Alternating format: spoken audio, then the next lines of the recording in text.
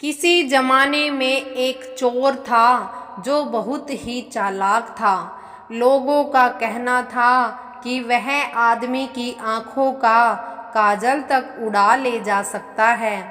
एक दिन उस चोर ने सोचा कि जब तक वह राजधानी में नहीं जाएगा और अपना करतब नहीं दिखाएगा, तब तक चोरों के बीच उसकी धाक नहीं जमेगी। यह सोचकर वह राजधानी की ओर रवाना हो गया और वहां पहुंचकर उसने यह देखने के लिए नगर का चक्कर लगाया कि वह कहाँ और क्या कर सकता है। उसने यह तय किया कि राजा के महल से अपना काम उसे शुरू करना है। राजा ने रात दिन महल की रखवाली के लिए बहुत से सिपाही तैनात कर रखे थे। बिना पकड़े गए परिंदा भी महल में घुस नहीं सकता था। महल में एक बहुत बड़ी घड़ी थी जो दिन रात का समय बताने के लिए घंटे बजाती रहती थी। चोर ने लोहे की कुछ कीलें इकट्ठी की और जब रात को घड़ी ने 12 बजाए तो घंटे की हर आवाज के साथ वह महल की दीवार में एक एक कील ठोकता गया। इस तरह बिना शोर किए उसने दीवार में 12 कीलें लगा दी। फिर उन्हें पकड़ पकड़ कर वह ऊपर चढ़ गया और महल में दाखिल हो गया। इसके बाद वह खजाने में गया और वहां से बहुत से हीरे चुरा लिए। अगले दिन जब चोरी का पता लगा तो मंत्रियों ने राजा को इसकी सारी खबर बता दी। राजा बहुत ही हैरान और नाराज था। उसने मंत्रियों को आज्ञा दी कि शहर की सड़कों पर गश्त करने के लिए सिपाहियों की संख्या दुगनी कर दी जाए और अगर रात के समय किसी को भी घूमते हुए पाया गया तो उसे चोर समझकर गिरफ्तार कर लिया जाएगा। जिस समय यह ऐलान दरबार में पेश हो रहा था, एक नागरिक के भेष में 4 मौजूद थे। उसे सारी योजना की एक एक बात का पता चल गया था। उसे फौरन यह भी मालूम हो गया कि कौन से 26 सिपाही शहर में गश्त के लिए चुने गए हैं। वह सफाई से घर गया और साधु का बाना धारण करके उन 26 सिपाहियों की बीवियों से जाकर मिला।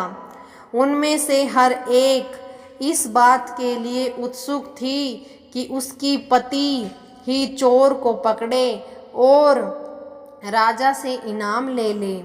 एक एक करके चोर उनके सबके पास गया और उनके हाथ देख देख कर बताया कि वह रात उसके लिए बड़ी शुभ है। उसके पति की पोशाक में चोर उसके घर आएगा, लेकिन देखो चोर की अपने घर के अंदर मत आने देना, नहीं तो वह तुम्हें दबा लेगा। घर के सारे दरवाजे बंद कर लेना और भले ही वह पति की आवाज में बोलता सुनाई दे, उसके ऊपर जलता हुआ कोयला फेंक देना। इसका नतीजा यह होगा कि चोर पकड़ में आ जाएगा। सारी स्त्रियां रात को चोर के आने के लिए तैयार हो गई। अपने पतियों को उन्होंने सारी जानकारी नहीं बताई। इस बीच पति अपने गश्त पर चले गए और सवेरे 4 बजे तक पहरा देते रहे। हालांकि अभी भी अंधेरा ही था, लेकिन उन्हें उस समय तक इधर उधर कोई भी दिखाई नहीं दिया, तो उन्होंने सोचा कि उस रात को चोर नहीं आएगा। यह सोचकर उन्होंने अपने घर चले जाने का फैसला किया। ज्यों ही वे घर पहुँचे, स्त्रियों को संदेह हुआ और उन्होंने चोर की बताई कार्रवाई शुरू कर दी। फल वही हुआ कि सिपाही जल गए और बड़ी मुश्किल से अपनी स्त्रियों को विश्वास दिला पाए कि वे ही अपने असली पति हैं और उनके लिए दरवाज़ा खोल दिया जाए। सारे पतियों के जल जाने के कारण उन्हें अस्पताल ले जाया गया। दूसरे दिन राजा दरबार में आया तो उसे सारा हाल सुनाया गया।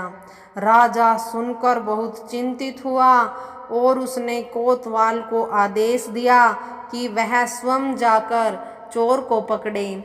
उस रात कोतवाल ने तैयार होकर शहर का पहरा देना शुरू कर दिया। जब वह एक गली में जा रहा था, चोर ने जवाब दिया, मैं चोर हूँ। कोतवाल समझा कि लड़की उसके साथ मजाक कर रही है। उसने कहा, मजाक छोड़ो और अगर तुम चोर हो तो मेरे साथ आओ, मैं तुम्हें काठ में डाल दूंगा। चोर बोला, ठीक है, इससे मेरा क्या बिगड़ेगा। और वह कोतवाल के साथ काठ डालने की जगह पर चला गया। वहां जाकर चोर ने कहा, कोतवाल साहब, इस काठ को आप इस्तेमाल किया करते थे, मेहरबानी करके मुझे समझा दीजिए। कोतवाल ने कहा, तुम्हारा क्या भरोसा, मैं तुम्हें बताऊं और क्या तुम भाग जाओगे तो इसका क्या मतलब। चोर बोला, आपके बिना कहे मैंने अपने को आपके हवाले कर दिया है, मैं क्यों भाग जाऊंगा। कोतवाल उसे यह दिखाने के लिए राजी हो गया कि काठ कैसे डाला जाता है। ज्यों ही उसने अपने हाथ पैर उसमें डाले कि चोर ने झट चाबी घुमाकर काठ का ताला बंद कर दिया और कोतवाल को राम राम करके वहाँ से चला गया। जाड़े की रात थी। दिन निकलते निकलते कोतवाल मारे सर्दी के अधमरा हो गया। सवेरे जब सिपाही बाहर आने लगे तो उन्होंने देखा कि कोतवाल काठ में फंसे हुए हैं। उन्होंने उनको उसमें से निकाला और अस्पताल ले गए। अगले दिन जब दरबार लगा तो राजा को रात का सारा किस्सा सुनाया गया। राजा इतना हैरान हुआ कि उसने उस रात चोर की निगरानी स्वयं करने का निश्चय किया। चोर उस समय दरबार में मौजूद था और सारी बातों को भी सुन रहा था। रात होने पर उसने साधु का भेष बनाया और नगर के सिरे पर एक पेड़ के नीचे धूनी लगाकर बैठ गया। राजा ने गश्त शुरू की और 2 बार साधु के सामने से गुजरा। तीसरी बार जब वह उधर से आया तो उसने साधु से पूछा कि क्या इधर से किसी अजनबी आदमी को जाते हुए देखा है। साधु ने जवाब दिया कि वह तो अपने ध्यान में लगा था, अगर उसके पास से कोई निकला भी होगा तो उसे पता नहीं। यदि आप चाहे तो मेरे पास बैठ जाइए और देखते रहिए कि कोई आता जाता तो नहीं है। यह सुनकर राजा के दिमाग में एक बात आई और उसने फौरन यह तय कर लिया कि साधु उसकी पोशाक पहनकर शहर का चक्कर लगाए और वह साधु के कपड़े पहनकर वहाँ चोर की तलाश में बैठ जाए। आपस में काफ बहस मुबाहिसे और 2-3 बार इनकार करने के बाद आखिर चोर राजा की बात मानने को राजी हो गया और उन्होंने आपस में कपड़े भी बदल लिए। चोर तत्काल राजा के घोड़े पर सवार होकर महल में पहुंचा और राजा के सोने के कमरे में जाकर आराम से सो गया। बेचारा राजा साधु बन्ना चोर को पकड़ने के लिए इंतजार करता रहा। सवेरे के कोई 4 बजने आए। राजा ने देखा कि न तो साधु लौटा है और न ही कोई आदमी या चोर उस रास्ते से गुजरा है। तो उसने महल में लौट जाने का निश्चय किया। लेकिन जब वह महल के फाटक पर पहुंचा तो संतरियों ने सोचा, राजा तो पहले ही आ चुका है, हो न हो यह चोर है जो राजा बनकर महल में घुसना चाहता है। उन्होंने राजा को पकड़ लिया और काल कोठरी में डाल दिया। राजा ने शोर मचाया पर किसी ने भी उसकी एक न सुनी।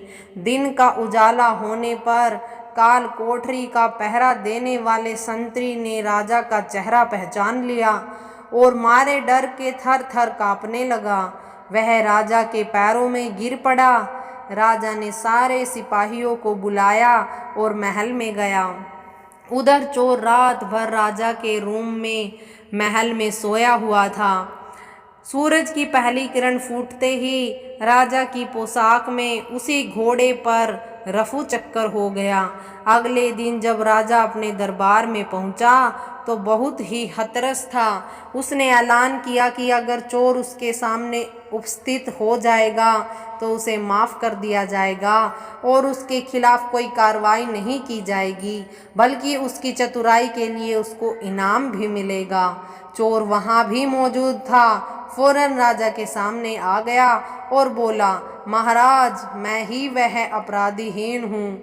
इसके सबूत में उसने राजा के महल से जो भी कुछ चुराया था वह सब सामने रख दिया, साथ ही राजा की पोशाक और उसका घोड़ा भी। राजा ने उसे गांव इनाम में दिए और वादा किया कि वह आगे चोरी करना छोड़ देगा। इसके बाद से चोर बहुत खुश हो गया और आराम से रहने लग गया। धन्यवाद दोस्तों, आपको यह रोमांचक और मनोरंजक कहानी कैसी लगी कमेंट बॉक्स में ज़रूर बताना। और अगर आप चैनल पर नए हैं तो चैनल को लाइक, शेयर और सब्सक्राइब करना मत भूलना। धन्यवाद।